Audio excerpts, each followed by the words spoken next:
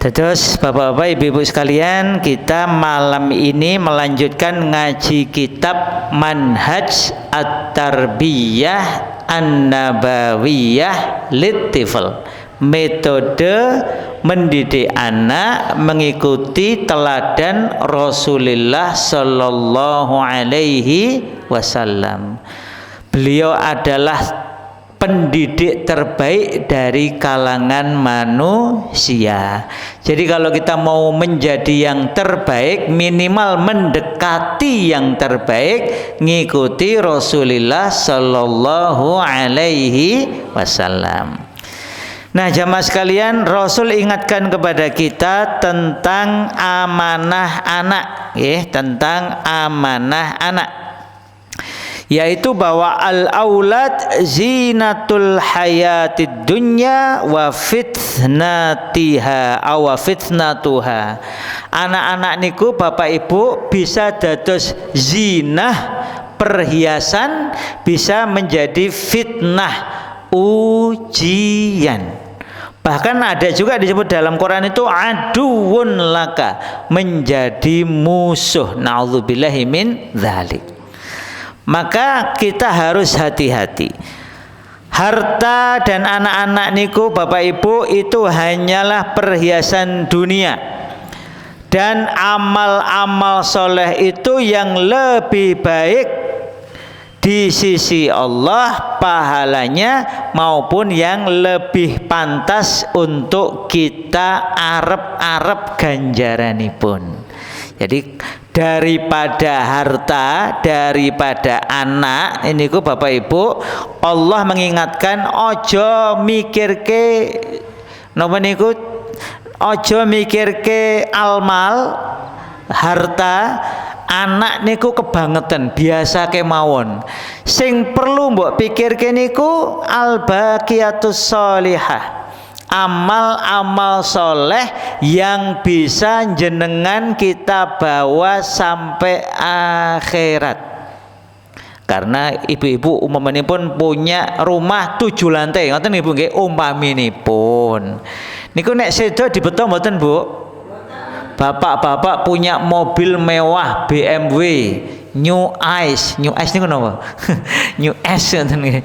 Wis pokoknya sing paling larang, paling napa, paling mewah. Nek sedo dibeto teng kuburan mboten? Mboten. Oleh karena itu al-baqiyatus sholihah itu yang lebih baik, itu yang kita harapkan pahalanya, dan kita angen-angen kita bawa sampai akhirat. Maka saya terus terang ya, ibu-ibu, bapak-bapak itu punya cita-cita, pokoknya kita ini, majelis kita ini khatam sekian kitab, ngoten nggih, sehingga besok kalau ketemu sama Allah itu rodok gagah itu loh. Hei hambaku neng tangkilan, kowe wis ngaji opo? Terus kita bisa bilang, ya Allah, saya sudah khatam kitab ini, kitab ini, kitab ini. Kan rodok gagah ngoten nggih. Terus bahwa kita ini dalam melaksanakan tugas sebagai orang tua, sebagai simbah, sudah pernah khatam kitab pendidikan anak dalam Islam. Kemudian Allah juga mengingatkan, i'lamu annamal hayatud dunya la'ibun wa lahwun wa zinatun wa tafakhurum bainakum wa takathurun fil amwal wal aulad. Ketahuilah oleh kalian, hai sekalian manusia, bahwasanya kehidupan dunia itu hanyalah permainan, hanyalah kesia-siaan, hanyalah perhiasan, hanyalah kadang orang itu pada berbangga-bangga di antara mereka. Wo, omahku luwih apik, kendaraanku luwih anyar, tabunganku luwih akeh, gitu-gitu aja. Wa takatsurun, dan kemudian berlebihan dalam urusan harta dan anak. Jadi kadang ya cuman gitu-gitu aja dunia ini. Maka ingat nggih hadisipun Rasul bahwa ad-dunya mal'unatun. Ini kalimatnya horor niku ibu-ibu, bapak-bapak. Dunia ini dilaknat.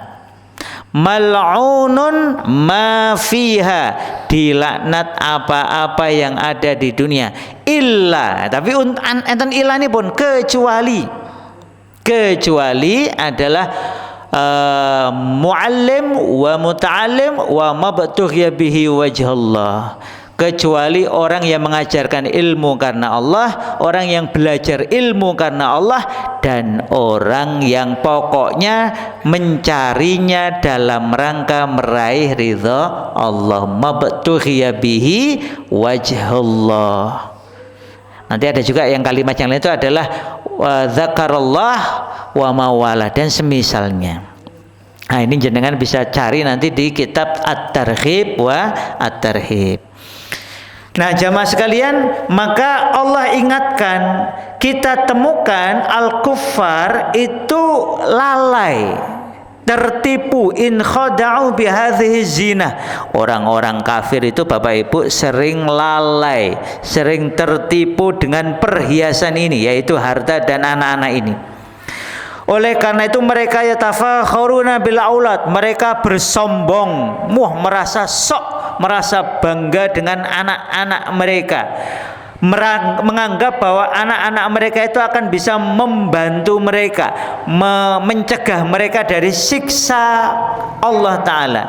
Padahal tidak demikian.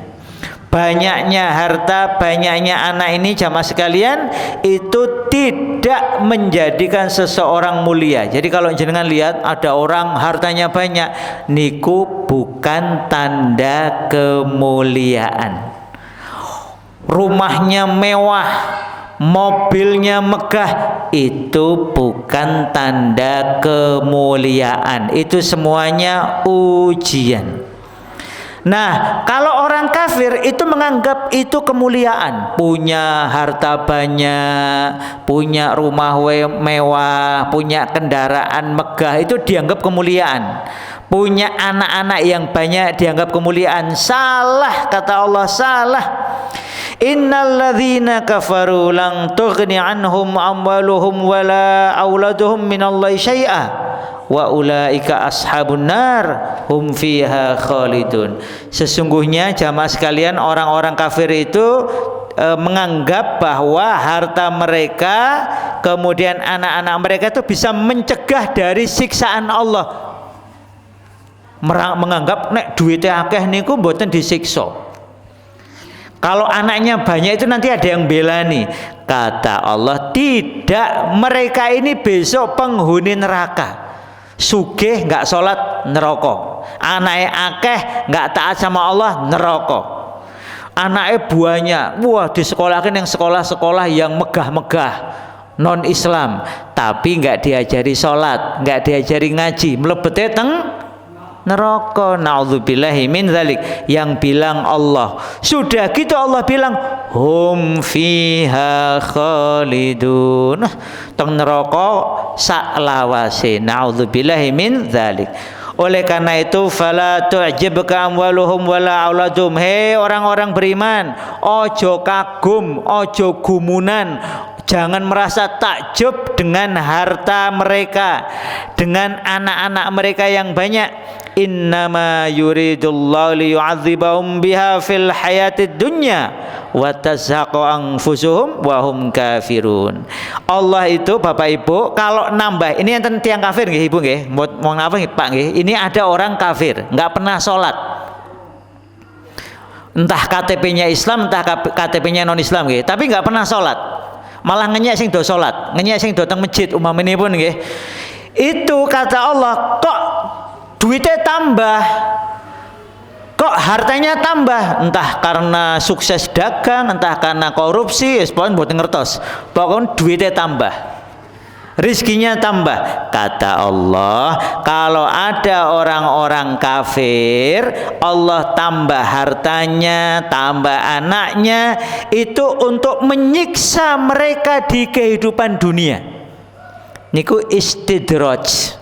Tambahnya harta bukan kemuliaan, karena tandanya kalau kemuliaan Bu, Pak, orang tambah hartanya tambah taat sama Allah. Orang tambah bagus kendaraannya tambah rajin sholat. Nah itu baru bener.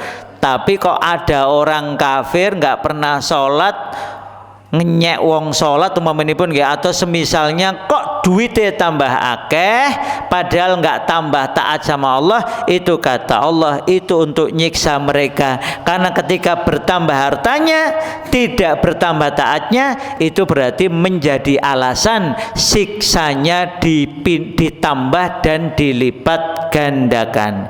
Lalu kata Allah wa tazhaqa anfusuhum wa hum kafir, lalu dicabut nyawanya. Wah, nek jenengan nanti jenengan punya mboten buku Sahih Bukhari di rumah? Kalau yang punya nanti silahkan cari Kitabul Maut. Judulnya ini babnya tentang kematian. Itu bagaimana Rasul cerita orang kafir itu kalau dicabut nyawanya itu naudzubillah min dzalik niku sengsara, tiang kafir. Jadi dicabutnya itu seperti jenengan pernah lihat ada tanaman nggih punya akar, terus dicabut secara kasar. Niku sebagian akarnya putus kan? Beda kalau orang beriman. Ibu, bapak, sakaratul maut itu sakit yang paling sakit. Tapi sakit yang paling sakit saja itu untuk orang beriman tuh dimudahkan. Kalau orang kafir nyabutnya kasar, keras, tanpa belas kasihan. Nauzubillahi min dzalik. Nah, ini Allah mencabut orang-orang kafir itu dalam kondisi mereka kafir kepada Allah, alias mate. Napa? Mate niku tiyang Jawa Timur nyebutnya mate, nikmate wis entek. Nauzubillahi min dzalik. Nek tiyang iman sedo naminipun sedo. Sengsarane wis bakdo, sudah selesai.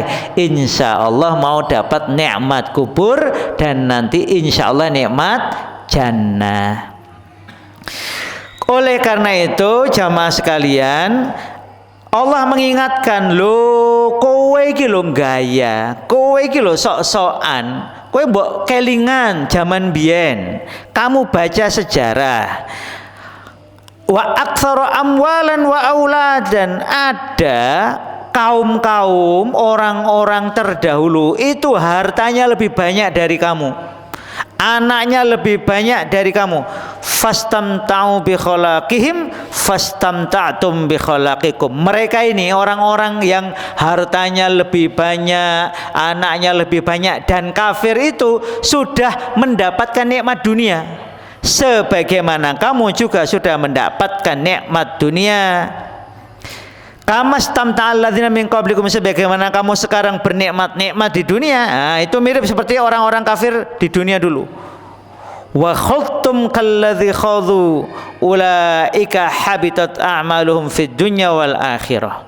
Mereka sudah bernikmat-nikmat, kamu juga sudah bernikmat-nikmat, maka ingatlah bahwa Allah Ta'ala itu akan memutus semua amalmu. Ngapunten nih Bapak Ibu, ada orang kafir, dia sodakoh, sodakohnya nggak main-main, 1 miliar. Kata Allah, begitu dia matinya kafir, maka sodakohnya orang kafir tidak diterima oleh Allah. Terputus pahalanya hanya di dunia. Di akhirat dia tidak dapat pahala. Rugi napa mboten? Rugi. Wa ulaika humul khasirun. Disebutkan di sini, itulah orang-orang yang rugi dan celaka. Ciloko niku, auzubillahi min dzalik. Kenapa? Karena amal solehnya orang kafir, orang yang tidak beriman kepada Allah, tidak diterima oleh Allah. Bahkan kalau dia sholat, sholatnya bukan karena Allah, bukan karena iman, ditolak sholatnya. Semua amal baiknya yang dilakukan bukan karena Allah, bukan karena iman, diputus. Mesakne nggih. Mesakne niku. Nauzubillahi min dzalik. Jadi sampai Allah mengatakan, apakah mereka ini mengira kalau kami tambah, kami lipat gandakan mal wa banin, harta mereka, kami tambah anak-anak mereka, nusari'u lahum fil khairat, itu karena kami segerakan kebaikan bagi mereka. Enggak, bala yash'urun, tapi mereka itu enggak sadar juga. Oh, dikandani ngeyel kali Gusti Allah. Kowe iki lho, dikandani kon taat ngeyel, dikandani kon salat ora gelem. Engko akhirnya mati dalam kondisi meninggalkan salat. Nauzubillahi min dzalik. Oleh karena itu jamaah sekalian, kebanyakan harta dan anak itu kalau nggak hati-hati niku adalah siksaan. Nah, ini atas-atas nih nggih. Jadi kalau jenengan kok duitnya akeh, niku atas-atas niku hisape juga banyak. Wah, lu bukan berarti nggak boleh ya, monggo. Rumah bagus, alhamdulillah. Kendaraan mewah, alhamdulillah. Napa meleh? Tabungan triliunan, alhamdulillah. Pokoknya monggo, tapi ingat harus dicek dari mana datangnya dan untuk apa. Kalau semuanya baik, selamat. Kalau enggak, kata Allah itu bisa menjadi bala malapetaka. Oleh karena itu, di dalam Al-Quran jamaah sekalian, Allah ingatkan fitnatul aulad. Jadi Quran itu mengingatkan dalam banyak ayat kepada manusia ujian berupa anak-anak, agar kita tidak lalai, karena ada anak yang malah bawa orang tuanya nyemplung neraka. Nauzubillahi min dzalik. Gara-gara apa? Gara-gara cintanya kepada anak melebihi cintanya kepada Allah. Akhirnya anak enggak dididik yang benar. Akhirnya memanjakan anak, malah anaknya enggak ikut aturan Islam. Oleh karena itu Allah ingatkan, wa'lamu annama amwalukum wa auladukum fitnah wa annallaha indahu ajrun azim. Ketahuilah bahwasanya harta-harta kalian, anak-anak kalian itu fitnah. Fitnah ini maksudipun ujian nggih. Dados niku ujian, bisa menjadi kebaikan, bisa menjadi keburukan. Dan ingatlah, sesungguhnya di sisi Allah ada pahala yang besar. Jadi kalau jenengan punya harta dipakai amal soleh, ada pahalanya. Anak jenengan didik yang baik, ada pahalanya. Oh, nanti setelah ngaji tahu, oh ternyata anak-anak itu ujian. Berarti jangan sampai anak-anaknya enggak dididik yang benar. Kemudian Allah juga ingatkan, bahkan hati-hati hai orang-orang yang beriman, inna min azwajikum wa auladikum aduwwan lakum fahdharuhum. Ini malah medeni meleh niki. Sesungguhnya ada di antara istri atau suami kalian atau anak-anak kalian jadi musuh bagi kalian. Fahdharuhum, maka berhati-hatilah, waspadalah. Ceritanya ingatan Bapak Ibu. Ceritanya itu ada seorang lelaki itu masuk Islam. Masuk Islam. Kemudian istrinya belum masuk Islam. Istrinya belum masuk Islam. Ini zaman Rasul nggih, zaman Rasul. Lalu laki-laki ini mau hijrah. Terus dirayu-rayu sama istrinya, Mas, ojo lunga Mas, ngonek kowe lunga aku karo sopo, anak-anak sing ngurus sopo. Maka karena rayuan istrinya, si lelaki tidak jadi hijrah. Nah, ini termasuk yang disebut aduwwal lakum, karena harusnya istri itu mendorong suaminya baik. Momennya ini kalau ini cerita teman saya. Nah, cerita teman saya. Jadi kalau ini kebalikannya, suaminya ini, teman saya ini itu mau ngaji, dia punya ngaji rutin ya. Anggaplah ngaji kayak ngeten iki nggih. Terus suatu kali niku males. Lagi aras-arasen iki. Lho, ngopo ya, Pak? Loro ya ora, tapi aras-arasen arep melu pengajian. Kita penak neng omah. Leyeh-leyeh. Terus apa kata ibunya? Kata istrinya, mangkat to Pak? Apa perlu tak ganteni po? Padahal itu pengajian bapak-bapak. Nek sampean nggak mangkat Pak, aku tak sing mangkat ganteni jenengan. Engko tak ngomong ngapunten garwa kula nembe aras-arasen, kula gantosi. Ya aja, ayo mangkat nek ora gelem. Nek ora tak ganteni tenan. Itu istri keren itu. Ya, gitu ya Bu ya. Jadi kalau bapak-bapak nggak mau pada ngaji, jenengan mangkat, nek ora tak ganteni wo.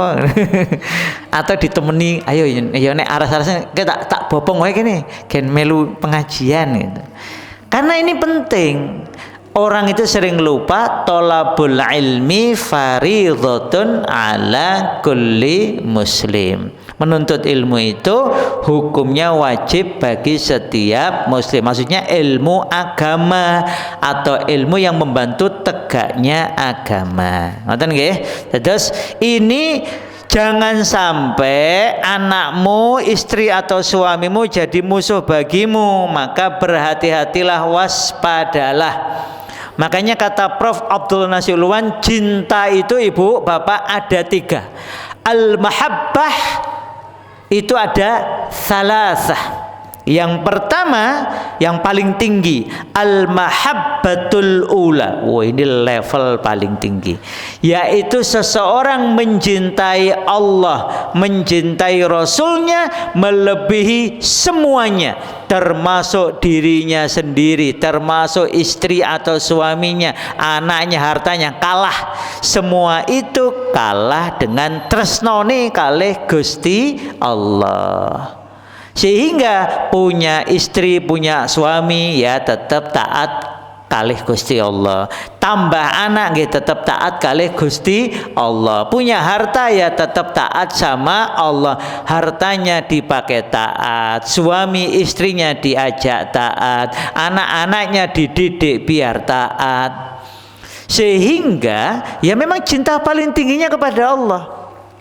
Suatu kali Abu Bakar bawa hartanya. Ini nggak usah ditiru. Ini cerita kemawon untuk menunjukkan nek wong nek wis tresnane kali Gusti Allah niku level paling dhuwur niku nggih kaya Abu Bakar kira-kira wonten nggih.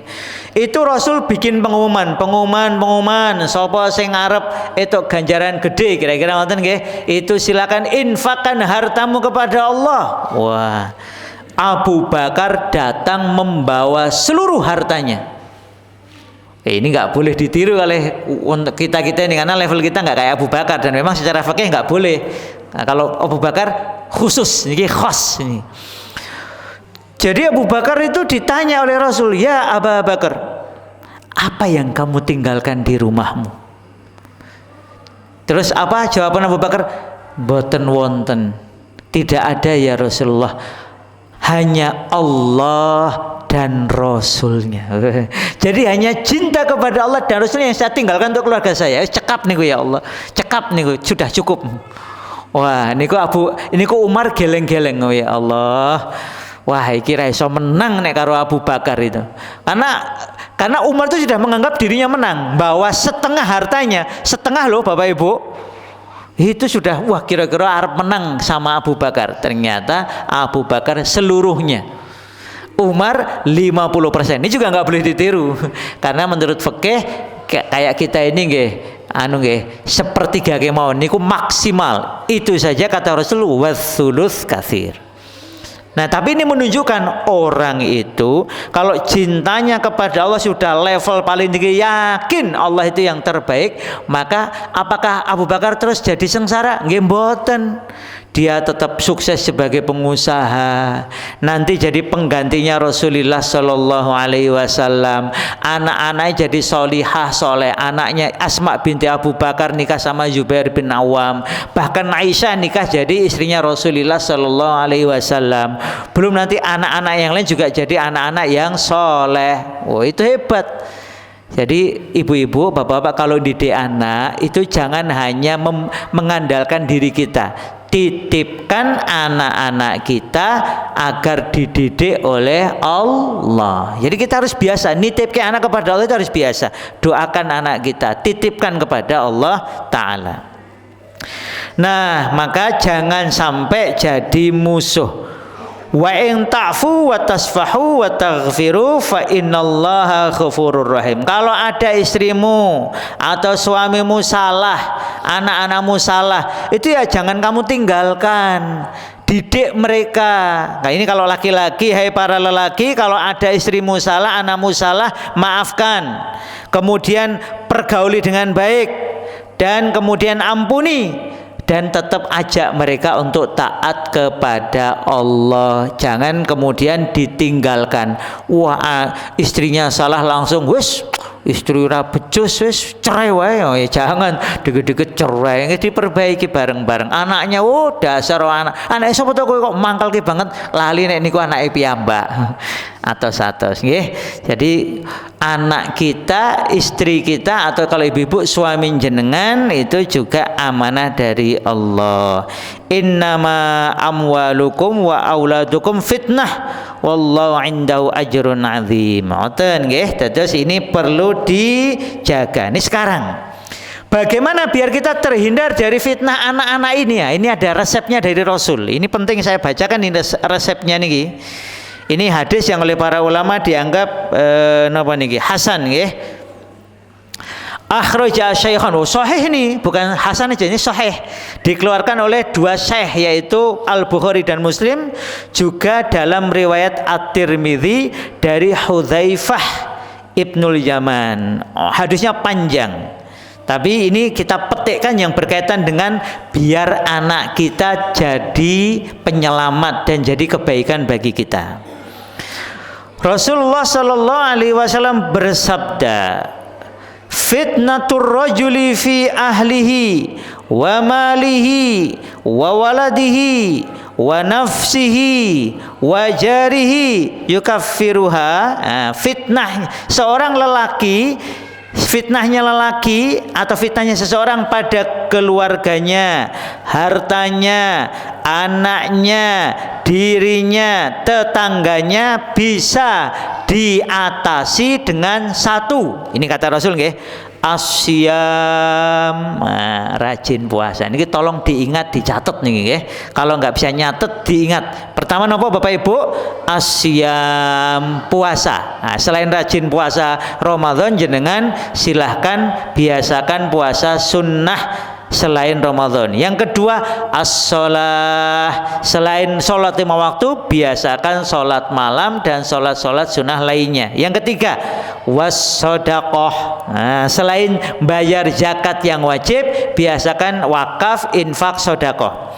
Yang keempat, wal amru bil ma'ruf. Memerintahkan kepada yang benar. Ibu-ibu, bapak-bapak, tidak semua orang pintar nulis kayak ini, penulis kitab ini. Tidak semuanya harus ngomong kayak saya atau kayak Mas Fatih tadi. Jenengan itu tugasnya adalah kalau jenengan bisa membagi info atau ilmu-ilmu yang didapat dari kajian kayak gini nih. Jadi kalau kajian ini menyebut kebenaran, ono dalile, jenengan sampaikan ke orang lain. Pulang, sampaikan ke keluarganya yang nggak berangkat, ke istri atau suaminya yang belum berangkat, ke simbahnya atau ke putunya, ke anaknya. Pokoknya jenengan itu targetnya bisa jadi dai. Caranya kalau dapat ilmu, sampaikan ke minimal 1 orang atau 2 orang, 3 orang, atau ke tetangganya atau ke teman-temannya. Informasi kajian share, bagikan. Nggak peduli mereka berangkat apa enggak, yang penting selalu bagikan, selalu ajak. Karena ini obatnya agar jenengan bisa mengatasi fitnah harta, keluarga, anak, diri jenengan sama tetangga. Yang terakhir adalah wan nahyi 'anil mungkar. Mencegah dari perbuatan yang mungkar. Jadi kalau ada tetangganya atau keluarganya berbuat salah, ya diingatkan. Pun ngisa nggih. Dados niku nggih ibu-ibu, bapak-bapak, obatnya puasa, salat, sedekah, amar ma'ruf dan nahi mungkar. Insyaallah melakukannya jadi obat agar terhindar dari fitnah keluarga, fitnah harta, fitnah diri, fitnah anak dan fitnah tetangga. Demikian aku qouli hadza wa astaghfirullah li wa lakum innallaha ghafurur rahim. Kita tutup dengan doa penutup majelis. Subhanakallahumma wa bihamdika asyhadu an la ilaha illa anta astaghfiruka wa atubu ilaik. Wabillahi taufiq wal hidayah. Wassalamu alaikum warahmatullahi wabarakatuh.